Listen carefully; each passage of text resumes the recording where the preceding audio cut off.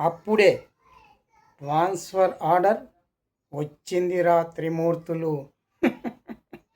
అప్పుడే transfer order వచ్చింది. ఇది 100వ ట్రాన్స్ఫర్. ఏం చేయను మరి, తప్పదు. అలా బజారుకెళ్ళి ఒక్కొక్క సరుకు తీసుకొని ఇప్పుడే ఇలా వచ్చాను. అప్పుడే ట్రాన్స్ఫర్ ఆర్డర్ వచ్చేసింది. ఏం చేయను చెప్పండి. హలో శ్రీమతి, సామాన్లు ప్యాక్ చేసిన సామాన్లు విప్పమాకు, అలాగే ఉంచు. ట్రాన్స్ఫర్ ఆర్డర్ ఇప్పుడే వచ్చింది. మళ్ళీ డీసీఎంలో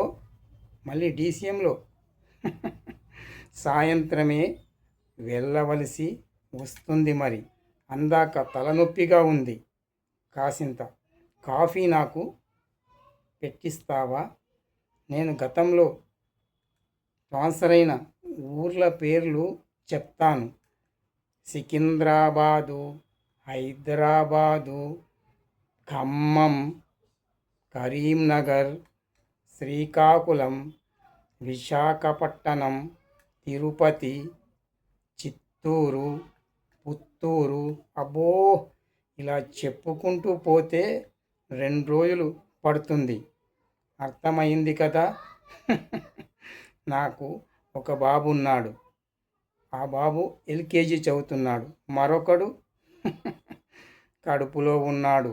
నేడో రేపో డెలివరీకి. ఏం చేయను, ట్రాన్స్ఫర్ ఆర్డర్ వచ్చింది. మరి ఆర్డర్ను ఒబే చెయ్యాల్సింది కదా. మీ అమ్మ కడుపులు మాడ, ఎవరు చెప్తే చేయిస్తున్నారా? నాపై కక్షతో 100 ట్రాన్స్ఫర్లు అయిపోయాయి. ఇక నేను జాబ్ చేయలేను. తిరుపతికి వెళ్ళి ఏదైనా వ్యాపారం చేసుకుంటాను.